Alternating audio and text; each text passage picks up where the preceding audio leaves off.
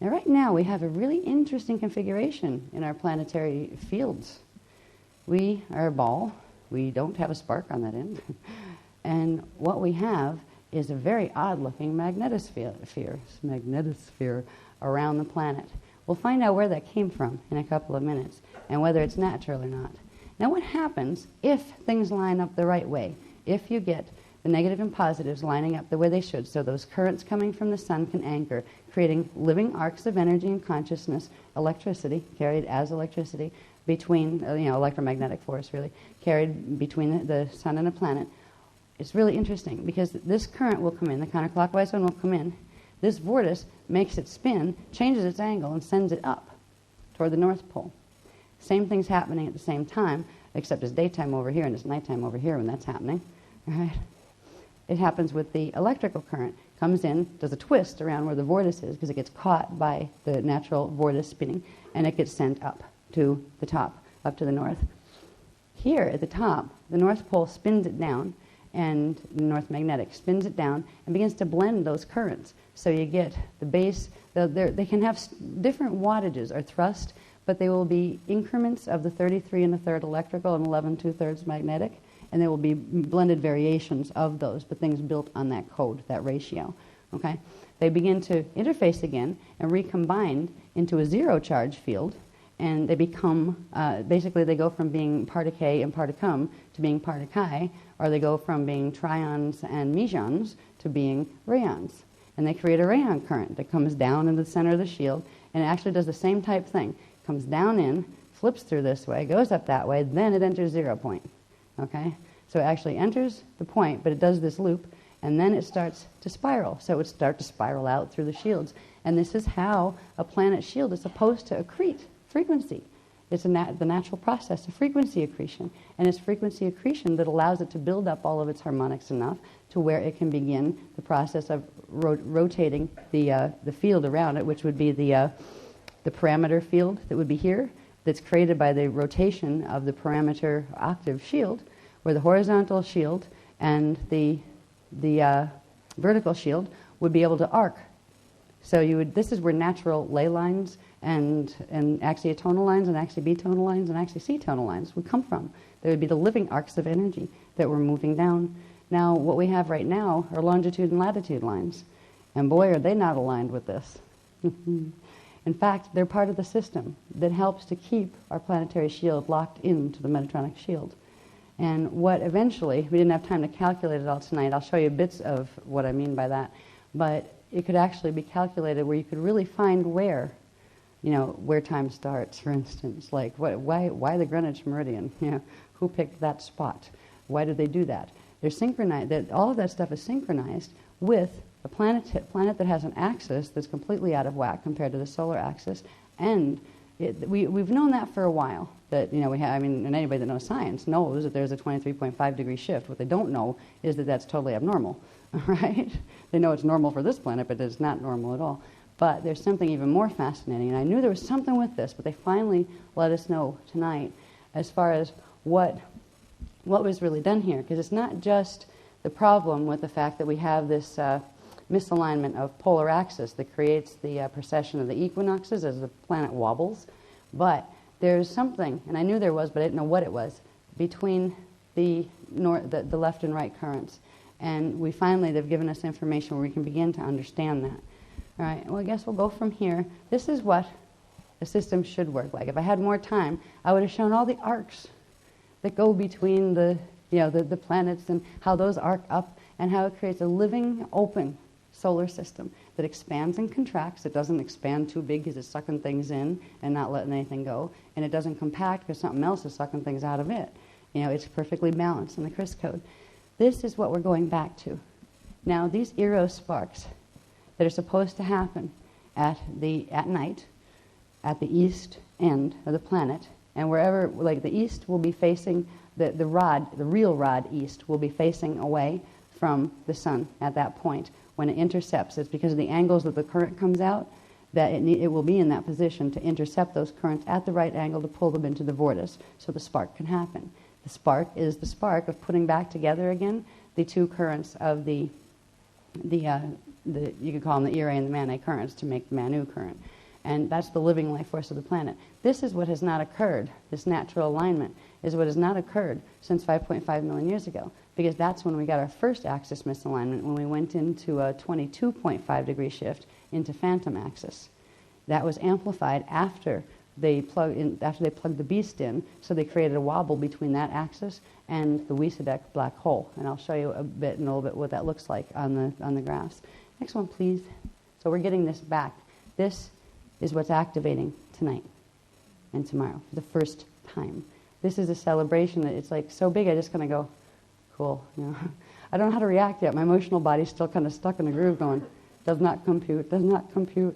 And a little part of me way back in time says, we know what that means. That's wonderful. You know. So it's like there's a part of us that even though we've been incarnating for ages on this planet, we haven't had this available fully here. We could pull little bits. We could make little arrow sparks at certain times, and they were very infrequent.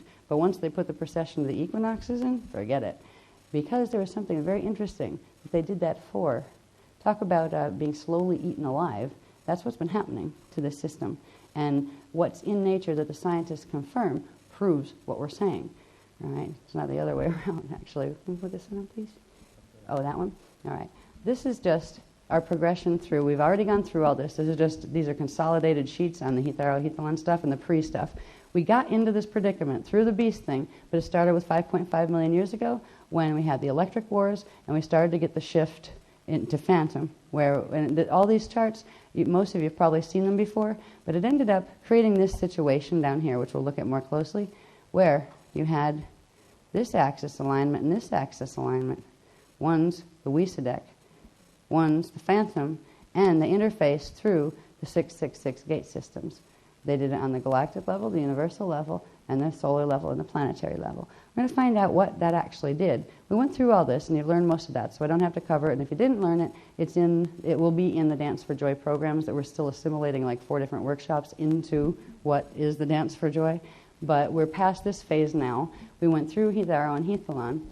But what this point did, what this period in history did that went from 5.5 million years ago all the way up to 13,400 BC, when literally the top Merkaba fields, which means also the planetary parameter field, screeched to a halt, and it has not rotated since, except it began rotation again in the wrong direction during Hethalon, because the activation of what's called the 3421 vortices, that are the Metatronic vortices that are meant to literally use the momentum, what would be the natural momentum of the planetary parameter field and shield, to reverse that. So you could use the planet to pull down the sun, to pull down the stuff up above it in the whole chain. They're trying to pull down a universe into a black hole system so they could feed on it. It would give them a few billion more years to live before they imploded, which would be their natural history there if they didn't do something about it. But anyway, we are in this situation. We moved into Hetero and Hethalon in this situation. This is part of the beast machine. This is a result of the beast machine that we talk about, which is a black hole technology. Next one, please. Wasn't that the next one? Or no? Yeah. What that created for us, that we've moved through time with since this period, is we got the precession of the equinoxes. It's really funny how science teaches us like it's something totally normal. It's kind of like put something in front of somebody's face and call it something different, and you can hide it completely. They're doing it again. Now, our scientists here, all they know is, yes, they can track this stuff, but they don't know about the history. They don't understand wormhole technology sufficiently that they could even guess that something like this was taking place. I wonder what they attribute the wobble to. I haven't actually researched that. Like, what does contemporary science, why do they say the wobble's present? Do they have a clue? They probably have some theories. I don't know what they are. But we can tell you why the wobble's present, and we'll show you why the wobble's present. It has to do with that 23.5 axis misalignment. Now, that was created through the activation, the progressive activation of the beast machine. This was not something that just happened overnight. It was done in stages. We'd already had, from the fall that occurred during the electric wars 5.5 million years ago, axis alignment with phantom. All right, that one came down this way. But there is this other one over here, another black hole interface to the Wiesadek black hole. They did this very particularly because it was this axis shift that would allow them to interface. There were the very specific planets in their system that they could interface with in the Wiesa matrix. It's interesting because the Earth wobbles, and it goes counterclockwise. It didn't reverse its spin. Its natural pole spin should be counterclockwise, but it has this really strange wobble because it gets here, and then it comes back again, and it bounces back here again. It keeps doing a time loop. Now, it seems that might be normal because it's doing it in nature, but that isn't normal at all. It shouldn't be doing a time loop. Every time it finishes a set of 6 expansion cycles, the Merkaba should shift around it. The poles themselves shouldn't shift. You know, like you shouldn't get pole shift where you get cataclysm and things. What happens with this is after 6 cycles of 6 cycles of 6 cycles, it builds up so much momentum that it literally throws itself in reverse and creates physical pole shift. So we have a history of pole shifts appearing here and there. And the time pulse has been accelerated and also slowed down at different periods. It's very hard to track back, but I bet we could if we, once you know the natural Yuego pattern, you know the distortion factor. I mean, all you have to do is subtract the progression of the equinoxes of precession from what you know now is the natural number. And it shows you how many years that were lost. All right, what happens is this cycle, the precession of the equinoxes, the 25,920 after a while 24-year cycle, this one's plugged into the Nibiru and Beast machine and all of that stuff that helps to bring Wormwood or Nibiru in every 3,657.8, I believe it was, years. So this is all connected through the moon to the Beast apparatus. But what this does as far as the time goes, every time we get to a certain point where we start to enter the natural 7th octave, where we'd start to go into fulfillment of one Yuego cycle, it bounces. It bounces back, and it throws it back in a time loop, and that bounces off the other pole and comes back again. So it skips. It's like a skip in a record, and then you bump the machine, and it actually jumps over the skip. So it can just keep going again. But it literally is a skip in time, and it takes out octaves 7 and 8 in the natural Yuego cycles. They're not considered full octaves because they're the acceleration cycles. They're the cycles that the leap, that the curve happens on, that allows an acceleration in the planetary grids that will allow it to pick up enough speed to actually get the radio body, the radio body and the parameter field moving fast enough where it can make the shift. And that would be its natural cycle. So this planet has been stuck because of all of this. It's been stuck in a time loop. And that time loop is called the precession of the equinoxes. And that precession of the equinoxes is called the zodiac. All right? When people play with the zodiac, when they use the zodiac, when you run your life by the zodiac, you're running your life by the Nibiruan clock. And I'll show you in a little bit what the Nibiruan clock is, because it is a shield, just like the natural planetary shield. Well, it is an unnatural planetary shield that's embedded in ours. And it has literally made time run backward. Now, we think we're moving forward, but we're actually not. It's really strange. So this is the configuration that we've had that was progressively built here, particularly since 25,500 BC. This creates a huge set of problems. First of all, if the solar rod comes out this way, on this angle, now this is the natural, what would be the natural equator line. This would be the natural planetary shield, where it's at the same plane as the solar shield, right? When the axis was shifted, even when it shifted to phantom, it was the first place it shifted, it created this tilt here. Now, this tilted shield, the difference between it, this they call the ecliptic in astrology, and this is the tilt shield, which is right now what would be considered the natural planetary shield because it's tilted and it doesn't belong tilted. In astrology, what they do is they track things in relation to the ecliptic, which was the natural straight line, the line of the sun, the plane of the solar plane.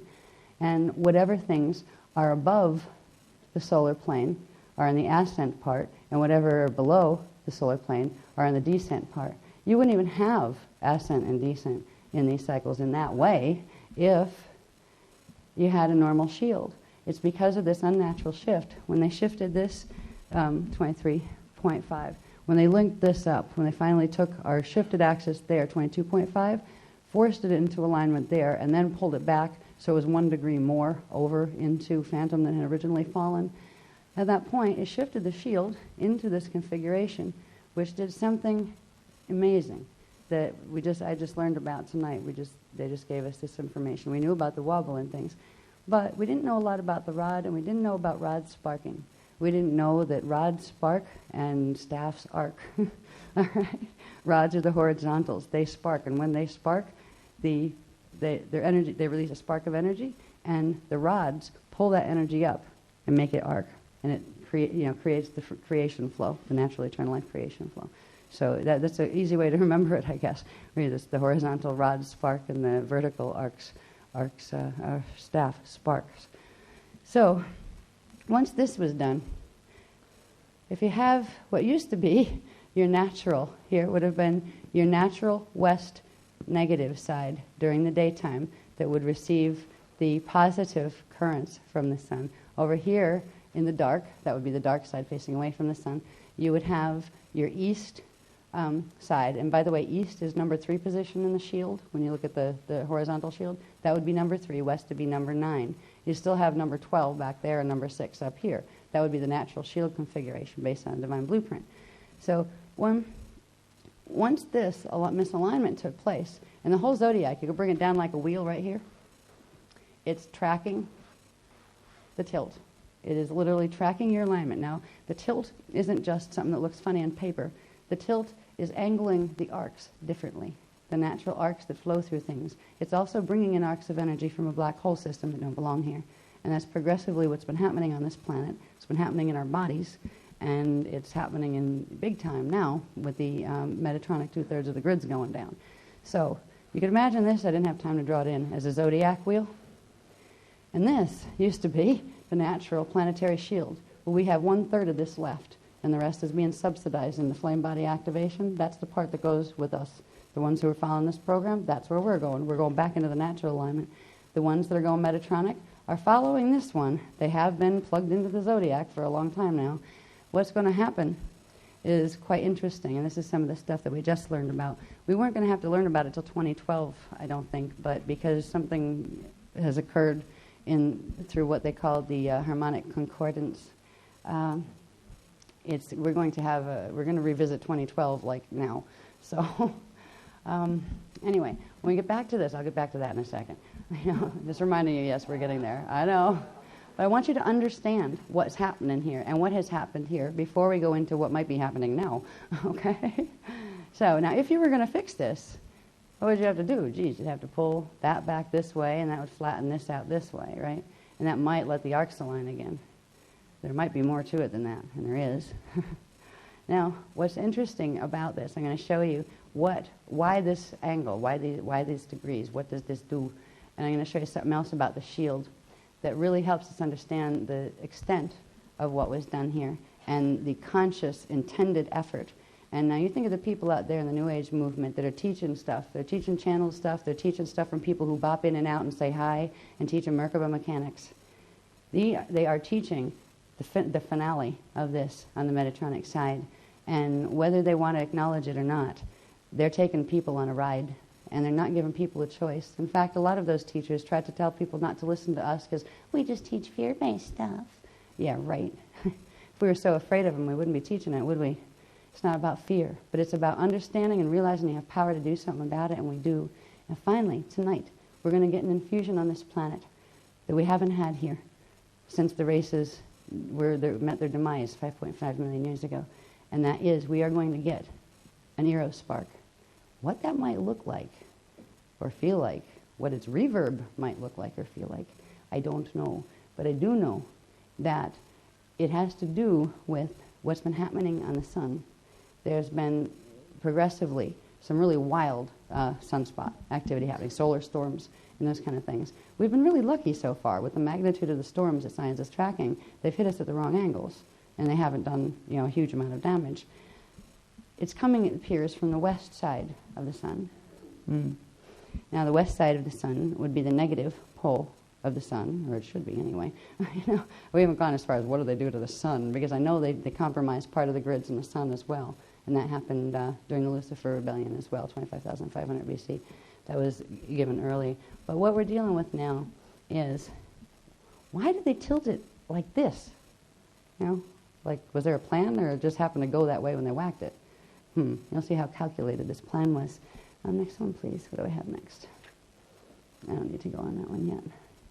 No, just stick that there. I'll go into mechanics and I'll come back to those. Yeah, there's a Hitharo sequence in there. Yeah, all right. Yeah, I'll put that there. Yeah, just to mention, yeah, just to touch base with recent history. All right, this is the stuff that's on the internet about the solar flares. All right, yeah, November 5th, I guess this was on the net. Now, we've gone through Hitharo, we've gone through Hethalon, and we're in the beginning of Rishite set. We went through Hitharo and Hethalon because they activated the black hole machine and it put the whole thing into literally emergency evac. Because if nothing was done, we'd all be saying hi to each other in a black hole. And it would have been in 2012, and we'd all get to hold hands and go down a hole together, which was what the New Age movement was designed to help us do. We're the in-between age movement. We're the no age movement.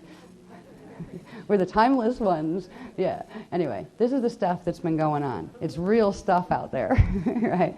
All right. Now, why might the sun be acting up? Let's find out. Okay.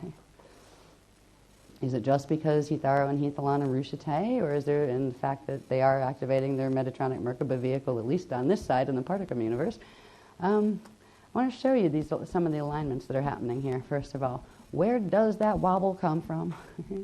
Here's where that wobble comes from. All right, you have your the phantom axis system, phantom black hole system, which was a part of ours that fell. And you have the Wisadek black hole system over there. Up here, you have planet Nibiru, lovely planet Nibiru that circulates in once every 3,600 and, what was it, 3,600 and, it's been a long time, 58.7.8 years, I don't know, something like that. It's written someplace. Yeah, here we go, 3,657.8 years. There we go. Now, this is what was literally contrived to make a broadcast station to send frequency up from the black hole systems. They picked these angles specifically so they could link the phantom axis into the Wisa hole. So they could create this artificial energy field. Now what it's done, more evidence that this has happened. Why is Pluto's orbit like that? Science knows it is. Guess why? It's being pulled up by this stuff. Nibiru's orbit is like this. Okay? It comes in this way. This was a patrol station. You have Nibiru on one end, and you have something called Wormwood on the other end. Wormwood used to be our fifth planet. The remains of Wormwood are in a couple of places. One scattered all over the asteroid belt, because the fifth planet was called Maldak, and it was in the orbit before Jupiter. And that was destroyed, I believe, in Seeding 2. But pieces of Maldak were used for some very interesting things. One of them was to use as our moon, because our moon is not an organic moon. It didn't belong to this system. It was literally put here because it's a Gate 5 link. All right? They've used the harmonics, and they've used the shields, or pieces of shields, from planets that were destroyed to be able to run harmonics, because they know that harmonics run in bone and stone, and they know that they can run the arcs through planetary bodies if they have the right characteristics of template. So these are template geniuses, these guys, but they're absolutely diabolical in intention. And the thing is, there's no remorse. They get angry if we get in the way. Sorry. So anyway, we've got this lovely little X. We have this vortice that forms. This is where the wobble comes from. The Earth is trying to rotate. Its axis used to be here, but these things are centered right over it, and they literally create an artificial orbital field that is controlled by these two, because these two have orbiting satellite connections between each other. You could look at it as the wheel in the sky. This is our persecution wheel, really. So these things, now we will see Wormwood or Nibiru when it circles in. But when it goes back out, it flips into phantom, so we lose track of it. What it was meant to do is at a certain point in time, fully activate the full beast machine, which we've talked about before, which would bring together the 34 and the 21 vortices to force them together to make a 55 same spin set external crystic and anti-crystic Merkaba. So they could pull the whole system down. They could pull this axis together with this axis and literally reverse the spin of the solar shield, which would help to reverse the spin of the galactic shield and all the way on up. And this isn't the only system they've done this with. They have other implant systems like this within the galactic shield. They have other ones, other galaxies like this one in the metagalactic shield. This took billions of, I think it was billions, millions of years of Earth time for them to create. So it wasn't like just a whim. They've been working hard at this. And this is the grand finale they were waiting for. That's why these were always prophesized at the end times. They were certainly planning on ending time and beginning a new cycle on their fully Nibiruan clock down a Metatronic black hole. What we're stuck with right now is something like this, but it's different at this point. We entered Hitharo like this, but progressively there's been axis shifts between these, just like there's been axis shift of the whole solar plane and galactic plane into alignment with the Eka. Now we all kind of shifted together, and as the shifts were occurring, these two started to come closer and closer together. Now, we're going to learn about what that funny little shape is up there, and what that has to do with what's taking place now in the grids that our beloveds were hoping wouldn't take place. That little thing up there is called the sextant. That's that sixth axis that doesn't have the seventh and eighth harmonic that creates the loop. So it's like a six pole, and it creates a Merkaba field. It creates sets of interwoven vortices that are closed systems, that literally they're like catchment fields that can, once you put them around something, you can actually whip it down a black hole without ripping it apart. And then you can integrate it into the templates in the black hole. And literally, our planet has one around it and within the shields. We'll look a little bit more at this. What's the next one, honey, in this sequence? Here's where it gets fun. Pardon the back writing. I didn't have time to white it all out. All right? Now, just a bit detailed. Yeah. All right. But there's enough that I can at least point to, remember points, and show you something that looks like it. All right. Here we are again with our tilted Earth. We have the unnatural shield tilt, and we have the natural shield. Okay. We have here, which would be the precession of the equinoxes. And now it's a riot. They're trying to call these the Yugas. They're trying to say there's 4 of those, and the Hindus were trying to track the precession of the equinoxes.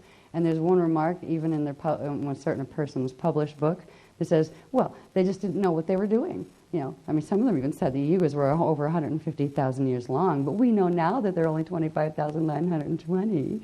I don't think so. So they're doing the same thing, put it right in front of your face and call it something else and figuring you'll be stupid enough to buy it. And I'm really wondering what's going to happen next, because of what's being revealed now. We're not being quiet and going away. In fact, there's enough now to, if anybody wants to squawk, you could really rattle some cages out there. But that's not really the job. But it is, I think, a last call. And that might be why this information is being brought into the public at this point. Because for the host matrix, it may be definitely last call. Now, just like we're having the opportunity tonight because of these activations of the Eros for the first time in eons, we're having that in response. We weren't supposed to get that till 2012. We're having this in response to the fact that, see this shield up here, okay, you could call that the shield of the precession of the equinoxes, okay? You could look at it down here too, just track, the wobble down. That's a direct reflection of the Metatronic shield. This tilted shield is the Metatronic shield. It's a set of shield implants that were painstakingly and progressively put in our grids. What they did first, and boy, this was brilliant, what should have been over here it should have been the shield 9 position, which should be west. It should be negative charge, right? So it can interface with the positive currents coming off at a certain angle from the sun. Well, they reversed left and right. And now, instead of having negative west facing the sun, what we have instead is positive east facing the sun. Did you ever see a picture of our magnetic fields? These are not normal. Okay? Instead of the rods lining up where you have the currents, the positive rod generating negative currents wait a minute, no, I'm saying that wrong. We have I just got myself confused, I hate that. I told you, I get dyslexic with this. I have to sit down with it and go through it 3 times. There I got it, and then I write that in big letters over it. So anyway, this is supposed to be the west is supposed to be negative, just like the solar west is negative. It's supposed to receive the positive solar currents. They reversed the sides, where now we have east positive charge over here. It deflects the angles of the positive charge solar wind that come by. It deflects them instead, where they go up and around. Okay, so it creates this weird comet-looking like thing, magnetic field. Now the magnetic field issue happens because the core magnetics are all messed up, because when they not only put east over here where it didn't belong, so it would buffer and it would literally block any access to the planetary shield from a direct angle to receive anything from the solar staff. What it did over here was even better. This is why they did it. Now, what would normally be our east number 3 position in the planetary harmonic shield, and it would be normally positive. This became west, negative. It was the first thing it became. And then they reversed the polarity of it. So you have 2 electrical ends. The electrical end over here, west, reversed west electrical, positioned where east is supposed to be, catches the angle of the negative charge Eros spiral, brings it in, and what does it do with it then? But it angles it up. Now, I think I have another one that can show you something. I'm going to come back to this one, though. I want to show you what it does when it angles it up. Yeah, I think that one will do it. Yeah, I'll go back to that one in a second. I'll go back to that after this one. Yeah, and I'm going to come back to this one, too, because there's a sextant on it. Now, to make it simple, and this was quick, all right, this is that twisted planetary shield, right? There's our poor planet sitting in the middle here. Ignore that for a minute. I'll tell you what it is in a second. This is where you have your positive east facing the solar wind east that creates the really bizarre magnetic fields we have that do not protect the planet. What they do is seal the planet off. They are the net we've talked about. They're held in static. There's a static field that is caused by the run of those magnetic fields because they're not supposed to run that way. Now, this shield here, that twisted shield, again, it should run on the horizontal with the solar plane. This twisted shield over here, when you get to its, what used to be its 3 positive side, is now its 9 west reversed to positive charge. So this is positive also. Too much electricals, first of all, running in the grids. Second, what it does is it catches the Eros flow, which is the perpetual life force current, all right? Solar winds can come and go, but when it comes to perpetual life force current, that's food for black holes. And it literally uses this system to bring in, catch the Eros currents in the evening on the west side instead, and it angles them through the grids, and it sends them up into phantom or WISA, depending on which side they're on. Right now, we're aligning. In fact, I believe it's December 21st. I haven't checked this yet, but somebody said it was December 21st, 2003, that we come in direct alignment with Polaris. If that's true, which I know we're getting close anyway, when we come into full alignment with this is going to tell us when some interesting things are going to happen. Because what's interesting is when we're aligned, let's say we're aligned with the North Pole on that 23.5 degree shift, that means the shield is shifted up toward this one. So when the axis, the north was over here, the shield from the electrical side transmits what it stole over here up into the black hole system, and it creates a feeding vortex. So our planet is being used as a feeding station to pull energy from the solar fields and to literally pull energy through the whole gate system in order to drain it and to fill up the black hole system. Now, this thing in the middle is what made today a very strange day. This little shape here is otherwise known as the sextant. All right? It technically represents a 6 cycle that's repeating. Okay? You have one axis here, one axis here, and one axis here. They're the main axes. Now, they give you a 6 cycle, yeah. You know, 1, 2, 3, 4, 5, 6 through them, but there's no leap cycle. So you just repeat, and eventually they build up enough energy where they pole shift. This pattern has been in the planetary shields for quite a while, but it hasn't been fully activated.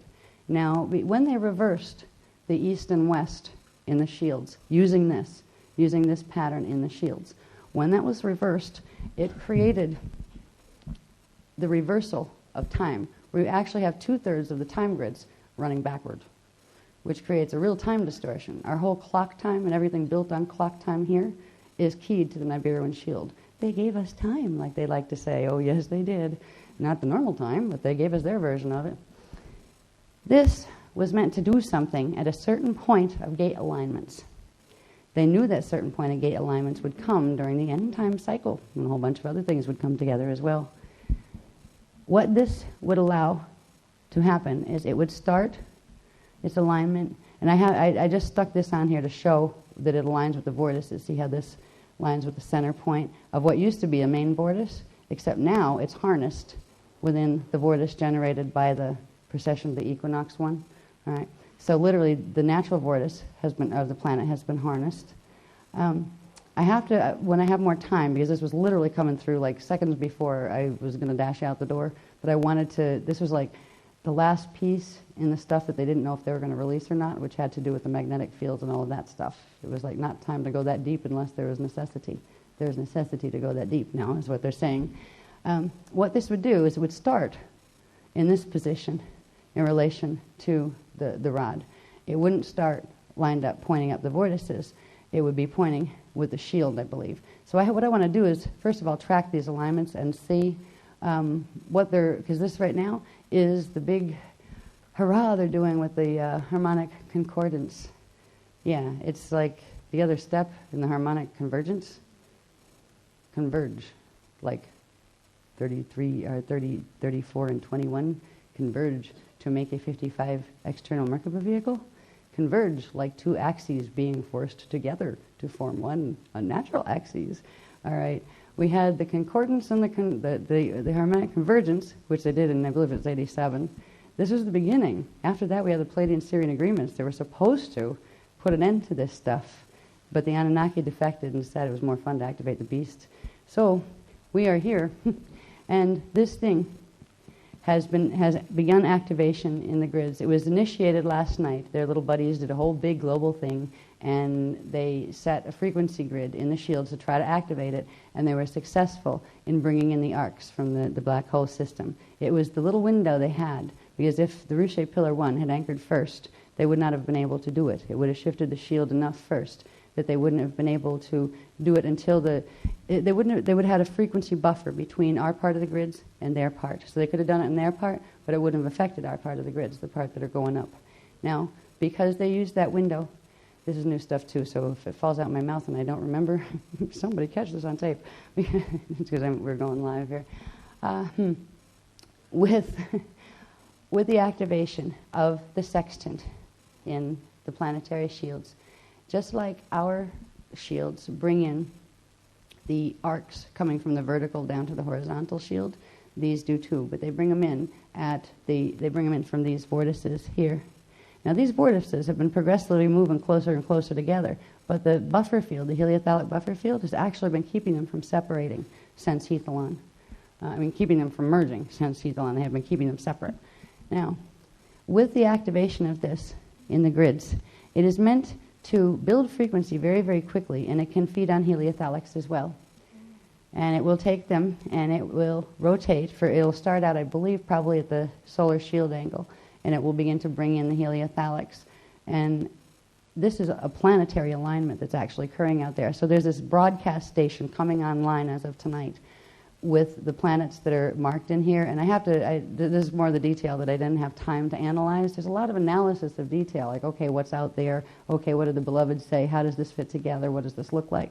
I didn't have time to chart all this, but it's right there on the charts, but I'm not an astrologer. In fact, these symbols really give me the creeps, personally. There's something about them. These symbols that they use in astrology, most of them, if not all of them, are reverse parts of what used to be the natural planetary codes for those planets, the shield codes. And they're used to amplify the reversal. And there's so many people plugged into this whole system, and they really think that they live their lives by it. And the funny thing is, all the things they've assigned to each of the different houses, the 12 houses or whatever they call them in astrology, all the influences, they're the influences of the dark rays that were coming in, the dark arcs that were anchoring in that particular configuration, like in each house. So it's been such a deception that it's heartbreaking because, we've been stuck down here asleep for so many eons. Whatever seems like it might help us to wake up a little bit seems like a good thing. But some things aren't. Sometimes you're better off asleep until you just, kind of really fall out of bed and hit your head and go, ow, I'm awake, okay. It's kind of like one of those classes, I think. So this is now activating in the shields. I think I would like to go back to this one to show a bit more what might that look like.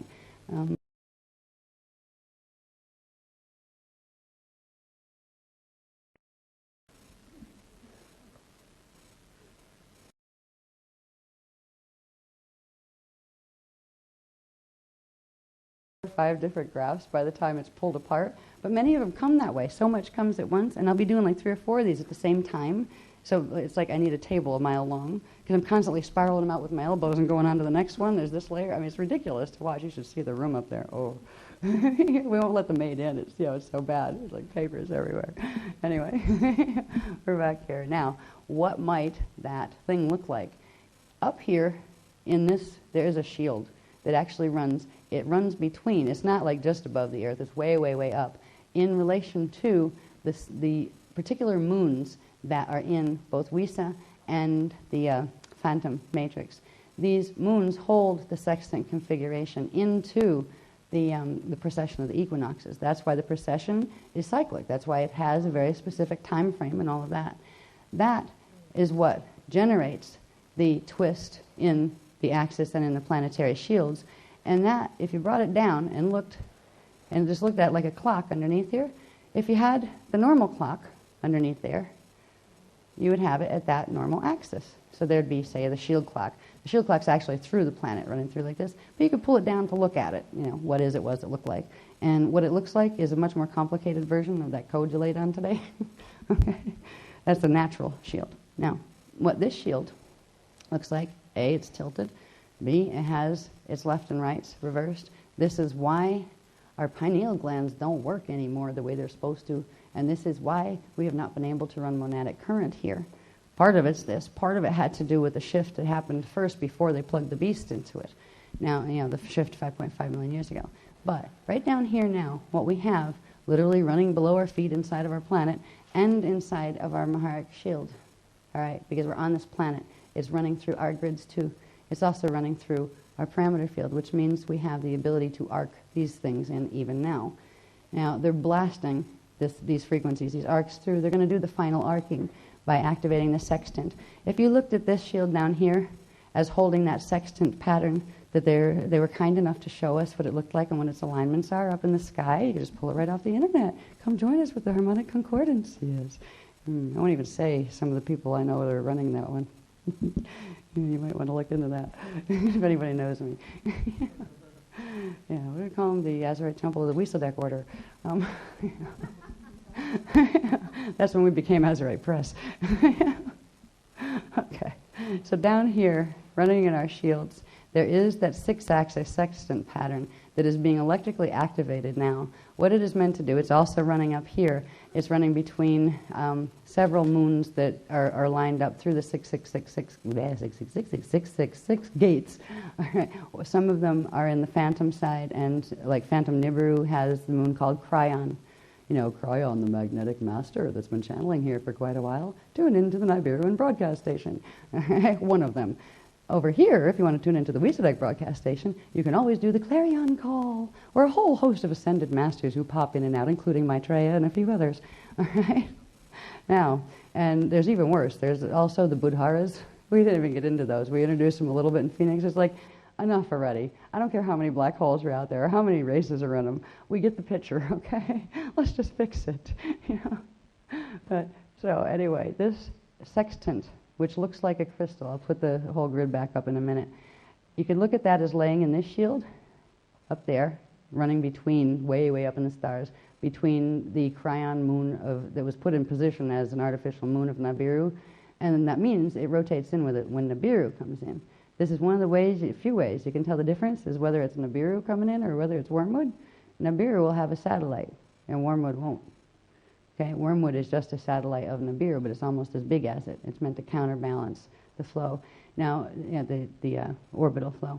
What's kind of interesting is you could probably calculate the size of it, if we knew the size of Maldak, which we could figure out from the template what it should have been before it blew up, and I believe there's a percentage that we have somewhere in the records of how much of that they took, you could actually calculate exactly why, how they use this. You know, when you have a sun or like one body that's bigger and a smaller one, there's this point that they balance on.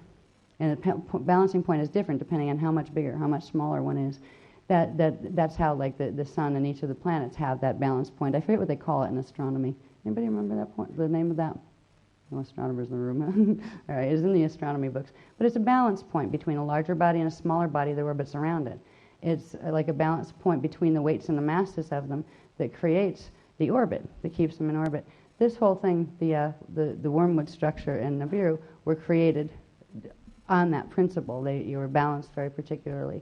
Now, we have a whole interface through our moon as well as through part of the solar gates. It means that all this mess is plugged into a triangulation in the moon that used to be gate 5. This means it can plug into the whole galactic grid and our whole solar system grid, and through that arc into the galactic grids. So this is like it's like a wormhole nightmare. Our local universes and our local galaxies have become like Swiss cheese because of it. Now when this activates, when this sextant shape, and it's basically this, all right, the sextant shape has a center axis and it has the two crossbars that come out at 60-degree angles to each other. It creates the typical Star of David Merkaba, but it's the reduced size Merkaba, and it's running in the opposite direction at the wrong angles. Now, this is what is activating in the grids. This is why what we were going to do in 2012, we're going to do in the next 3 days, which is a good thing, because it also gives us back something that we lost a long time ago, and it begins the process. We're going to spark tonight, and it's funny, I felt it like a reverb before, like, something's coming. I felt just a little thing run up through my feet, and then it kind of stopped. I haven't felt one since then. It's like a pre-tremor or something. But they haven't given us to say that it's happening right now. I would hope that, I know it's late, and I know a lot of us have to get up early, but even though it may be late, I would hope you would wait with us. If there's any night on this planet that's worth doing a vigil, it's this one. And if you're too tired, you don't have to. We're not going to do an all-nighter. It's just going to be like waiting for that time to come, and then it's a simple means of running the technique that, similar to the one that were running earlier, but to actually pick up the spark when it comes in. And then they're going to try to do a journey thing with us. And I don't know what that part is yet. I just know we need to show up. And, it's going to come through live as far as the journey goes. I don't know what kind of journey it's going to be, but if we're going to ride the Eros spark, sounds good to me. So anyway, this is what we're in the middle of. Now tomorrow's grid work. And I didn't know what the grid work was about tomorrow. One of the key anchoring points, this gets into what we're going where we make our transition into from time to messy solar systems to biology. We're going to activate the counterbalance to this in the planetary grids at the place where this core is being held. This core, where this core template is being held. Now, there's various places, wheels that it connects into. Stonehenge is one of them. There's a number of major places. But the one place that would be called the crystal, the dream seed of the planet, is a place that would be closely related to what would be the planetary pineal and those things, which would be the gate 11 areas, right? It's actually here. And what do they call it? What is the place? Powers Court? What a name. I mean, talk about waking dreams in your face. It is the place that we're going to that corresponds to what would be considered the planetary hypothalamus and the adrena area in the brain. Now, we're going to find out what that means, because all of this stuff about vortices and angles and all this stuff directly affects our ability to think or not think, to remember or not remember, to function or not function, or to connect with our monad or not connect with our monad. So this is the next part in this. I was going to sequence it different. This was going to be the end. I was going to teach you like what's happening in the body and why this is actually a good thing. We just don't have to wait till 2012. But it also has to do with the responsibility about tomorrow. Anybody that wants to join us, I hope you will. Even if only one of us showed up, at least somebody did. Because what we're going to do is just like they have through their harmonic concordance anchored the sextant and began its activation. what we are going to do is activate they didn't even give it a name. It's the Eka Divine Blueprint. There is a name for it, but they're not giving it yet. It's actually, the name is a song. Okay. The Song of the Spheres. Oh boy. Okay. All right. She's just coming through live. So anyway, the grid work tomorrow is about this. The work tonight is about preparing for that, but also being present to catch that spark when it comes through, when it sparks into the earth. Because what it will do is it will take the 1/3 of the grids that are left, and it is going to hold them so they can't be pulled in. Because what the sextant is going to do, and what it's designed to do, is once it activates, it'll cycle a small cycle, like a smaller cycle in here, a small wobble, a wobble within a wobble. And when it comes into a full small wobble alignment with, it's like a cross alignment with Polaris, which I believe is scheduled for, I do have to check this astrologically or astronomically, whether we come into full alignment like with our polar axis with Polaris on December 21st. If it's not December 21st, it's somewhere around in there, 2003. But at the point where that alignment occurs, what starts as the point facing one way, where it catches the shield and the solar currents, right, that it's interfacing with, it'll catch it on the west. It then rotates through that period of time until that full alignment occurs. And at that point, it brings them, forces them both together, and then reverses the spin of the shield. And I wouldn't doubt if it brings at least what a remaining piece might be. If there's a remaining piece of the wormwood body, it may bring that in. And they haven't said yes or no. This was something that they've been watching. They knew, they'd even said during Hethalon that there was a potential, there's a little window where it was still vulnerable, but it looked really good. This has something to do with Anunnaki again. I guess some of them decided that it was easier to, they might as well go for the big ones and work with the UIR. I'm not sure. They didn't even give me the politics on it yet because it's really recent. It just happened. They wanted to see, A, if it was going to be attempted at all, B, if it was attempted, whether it worked. Whether it worked or not depended on if there were enough people on this planet that would anchor the frequencies for them so they could generate a big enough spark to spark the sextant template. Well, thanks to all the lovely people in the New Age movement who participated in the harmonic concordance. Yes, we'd like to thank you all for activating the sextant in our grids. You've anchored it for us. Well, we're going to do the same. And you know what? You don't need 100,000 of us to do it. You just need a few people who can run frequency like nothing, but frequency from the right place, not the wrong place. And this is what we're going to do. So, thanks. It also was really strange that we were getting this stuff down, and then everybody's outside. My daughter came and said, everybody's outside looking at the moon. There's something going on with the moon. They're seeing rings around the moon and stuff. I went, oh boy, is this the night of the two fulfillment of the night of the two moons prophecy or what? And then I'm looking at it, and there was like a current of frequency dragging my one eye over. I could feel it move my eye muscle, and it was making me see two of them. And so I don't know how many did or how many didn't, but there's some weird stuff happening with the moon. And it was really strange that kind of was the exclamation point at the end of this very grueling day of transmissions and scratching grass down as fast as I could to get you the information.